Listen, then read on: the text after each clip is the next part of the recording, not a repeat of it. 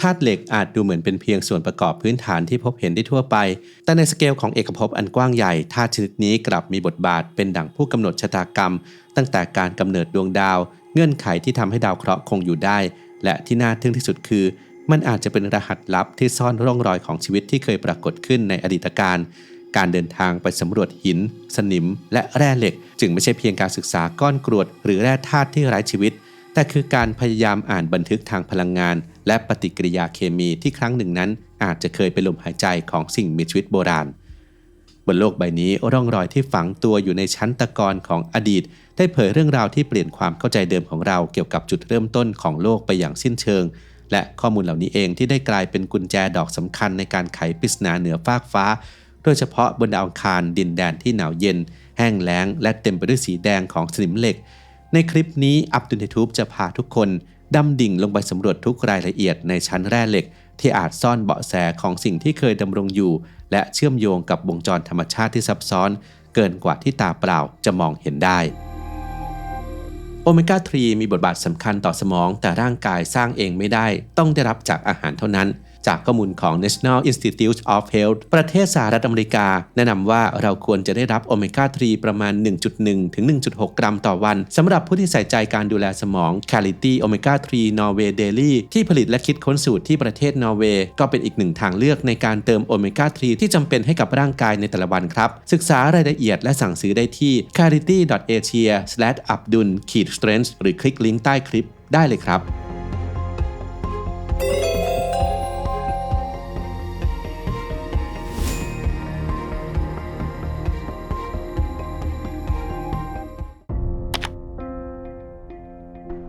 เหล็กนั้นถูกจัดให้เป็นธาตุที่พบมากที่สุดเป็นอันดับที่ 6 ในจักรวาลแม้จะมีสัดส่วนเพียงร้อยละ 0.11 เมื่อเทียบกับธาตุอย่างไฮโดรเจนหรือฮีเลียม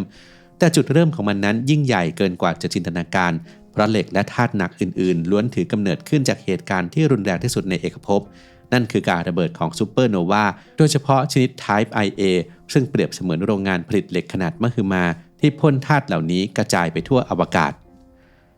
ในห้วงอวกาศอันมืดมิดเหล็กไม่ได้ลอยอยู่ในสถานะก๊าซเหมือนธาตุส่วนใหญ่แต่มันกลับมีคุณสมบัติพิเศษในการเกาะติดอยู่บนฝุ่นอวกาศโดยไอโซโทปที่เสถียรและพบบ่อยที่สุดคือเหล็ก 56 ซึ่งถือเป็นจุดสิ้นสุดของสายทานปฏิกิริยานิวเคลียร์ฟิวชันภายในดาวฤกษ์เมื่อดาวฤกษ์เริ่มสังเคราะห์เหล็กขึ้นมาปฏิกิริยาฟิวชันจะไม่สามารถปลดปล่อยพลังงานสุทธิออกมาได้อีกต่อไป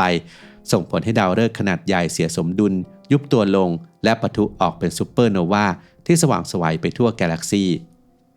แม้ในระดับจักรวาลเหล็กจะมีสัดส่วนไม่มากนักแต่บนโลกของเรากลับมีเหล็กคิดเป็นมวลถึง 32.1% ซึ่งถือว่าสูงกว่าค่าเฉลี่ยจักรวาลอย่างมีนัยสำคัญความลับนี้ซ่อนอยู่ในยุคกำเนิดโลกเมื่อ 4,500 ล้านปีก่อน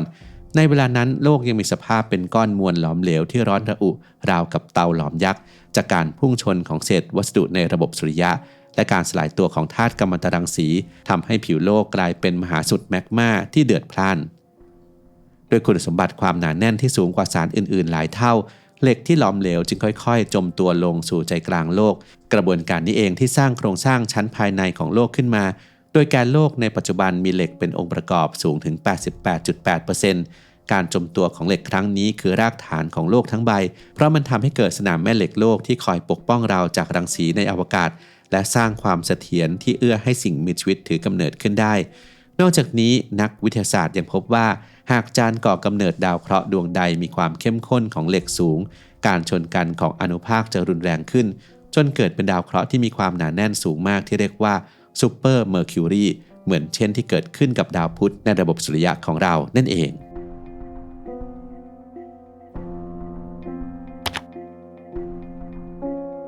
หากเรามองลึกลงไปในแหล่งน้ำจืดหรือน้ำใต้ดินบนโลกเราจะพบกับสิ่งมีชีวิตกลุ่มพิเศษที่ทำหน้าที่เปรียบเสมือนวิศวกรเคมีของโลกใบนี้พวกมันคือเหล็กแบคทีเรียจุลินทรีย์ขนาดจิ๋วเหล่านี้มีวิถีชีวิตที่ต่างจากเราอย่างสิ้นเชิงเพราะพวกมันไม่ต้องพึ่งพาคาร์บอนอินทรีย์แต่ดำรงชีวิตด้วยการสกัดพลังงานจากกระบวนการออกซิไดซ์เหล็กที่ละลายอยู่ในน้ำให้เปลี่ยนรูปไปเป็นเหล็กเฟอริกเพื่อความเข้าใจที่ง่ายขึ้นกระบวนการนี้เปรียบได้กับการที่มนุษย์หายใจเพื่อเผาผลาญอาหารคาร์โบไฮเดรตและไขมันแต่แบคทีเรียกลุ่มนี้ใช้เหล็กที่ละลายในน้ำเป็นอาหารหลักแทนและที่น่าทึ่งคือพวกมันสามารถเติบโตได้แม้ในสภาพแวดล้อมที่มีเหล็กเพียงน้อยนิด เปรียบเทียบได้กับน้ำเพียงหยดเดียวในขวดน้ำขนาดใหญ่และยังต้องการออกซิเจนเพียงเสี้ยวเดียวในการขับเคลื่อนชีวิตในธรรมชาติเหล็กแบคทีเรียมักจะอาศัยอยู่ในพื้นที่รอยต่อที่ละเอียดอ่อนนั่นคือบริเวณที่น้ำขาดออกซิเจนมาบรรจบกับชั้นออกซิเจนบางๆเช่นลำธารที่ไหลเอื่อยๆชายฝั่งทะเลหรือแม้แต่ปล่องภูเขาไฟใต้ทะเลลึกเมื่อได้รับสภาวะที่เหมาะสมพวกมันจะทำงานอย่างต่อเนื่องจนเกิดเป็นเมือกสีน้ำตาลแดงสะสมตัวกันหนาขึ้นกลายเป็นโครงสร้างขนาดใหญ่ที่เรียกว่าเสื่อเหล็กซึ่งในน้ำที่เย็นและไหลช้าเสื่อเหล็กนี้อาจจะมีความหนาได้มากกว่า1เมตรเลยทีเดียวแต่เสื่อเหล็กเหล่านี้ไม่ได้เป็นเพียงการกองรวมกันของสนิมเหล็กแต่มันคือศูนย์กลางระบบนิเวศที่ซับซ้อนภายในเสื่อนี้เป็นที่พึ่งพาของจุลินทรีย์กลุ่มอื่นๆที่ร่วมกันหมุนเวียนธาตุเหล็กกัมมันถันและไนโตรเจนรวมถึงสนับสนุนไซยาโนแบคทีเรียหรือสาหร่ายสีเขียวแกมน้ำเงินซึ่งเป็นสิ่งมีชีวิตสำคัญที่ช่วยผลิตออกซิเจนให้แก่โลกตั้งแต่มหายุคโบราณในมุมมองทางวิทยาศาสตร์เหล็กแบคทีเรียจึงเป็นดั่งตัวบ่งชี้ทางประวัติศาสตร์ที่พาย้อนรอยไปถึงมหายุคพรีแคมเบียนซึ่งเป็นช่วงเวลาที่ยาวนานที่สุดของโลกตั้งแต่เริ่มก่อตัวจนถึงยุคที่เริ่มมีสิ่งมีชีวิตเซลล์เดียวปรากฏขึ้นหลักฐานจากแร่เหล็กที่เป็นชั้นๆหรือ Banded Iron Formation คือร่องรอยที่ฝังตัวอยู่มานับพันล้านปีสะท้อนให้เห็นถึงวงจรชีวธรณีเคมีที่สืบเนื่องมาจนถึงปัจจุบัน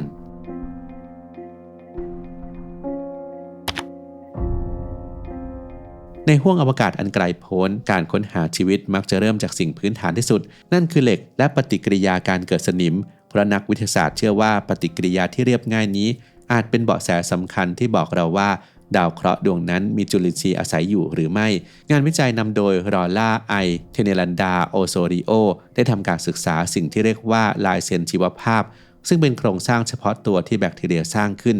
ไม่ว่าจะเป็นก้านที่บิดเป็นเกลียวหรือเครือข่ายเส้นใยละเอียดของแร่เหล็กออกไซด์โครงสร้างจิ๋วเหล่านี้มีความคงทนสูงมากพวกมันสามารถคงอยู่ได้นานหลายพันล้านปีในชั้นหินต่างจากโมเลกุลอินทรีย์ชนิดอื่นที่มักจะถูกทำลายได้ง่ายเมื่อเจอกับรังสีหรือปฏิกิริยาเคมีที่รุนแรงในอวกาศลวดลายที่จุลินทรีย์ทิ้งไว้ในสนิมจึงเปรียบเสมือนลายเซ็นของชีวิตยุคแรกเริ่มที่นักวิทยาศาสตร์ใช้ตามหาบนดาวดวงอื่นตัวอย่างล่าสุดที่ทำให้คนทั่วโลกตื่นเต้นคือการค้นพบของยาน Perseverance บนดาวอังคารเมื่อเดือนกรกฎาคมปี 2024 ยานสำรวจลำนี้ตรวจพบลายเซ็นชีวภาพภายในหินตะกอนที่ชื่อว่าชัยวาฟอลส์บริเวณแอ่งอุกกาบาตเยเซโรหินชิ้นนี้ประกอบไปด้วยดินเหนียวสารคาร์บอนอินทรีย์และที่สำคัญที่สุดคือสนิมเหล็ก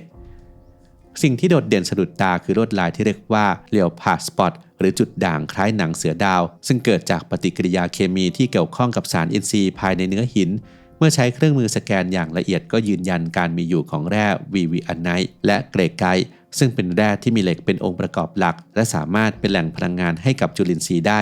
ปรากฏการณ์นี้คล้ายคลึงกับสิ่งที่เหล็กแบคทีเรียทำบนโลกยุคโบราณอย่างน่าทึ่งทำให้หินตะกอนชิ้นนี้กลายเป็นดั่งบันทึกหน้าใหม่ที่อาจตอบคำถามว่ามนุษย์เราเป็นสิ่งมีชีวิตเดียวในจักรวาลหรือไม่อย่างไรก็ตามนักวิทยาศาสตร์ยังคงให้ความเห็นอย่างรอบคอบว่าสัญญาณที่พบอาจเกิดจากกระบวนการทางธรณีวิทยาที่ไม่มีชีวิตมาเกี่ยวข้องก็ได้เช่นฝุ่นอวกาศที่ตกลงมาหรือก๊าซจากภูเขาไฟการยืนยันความจริงจึงต้องอาศัยภารกิจมา Sample Return ที่ตั้งเป้าจะนำหินตัวอย่างกลับมาวิเคราะห์ไอโซโทปบนโลกในปี 2025 ซึ่งหากสำเร็จมันจะเป็นคำตอบที่ชัดเจนที่สุดในประวัติศาสตร์มนุษยชาติ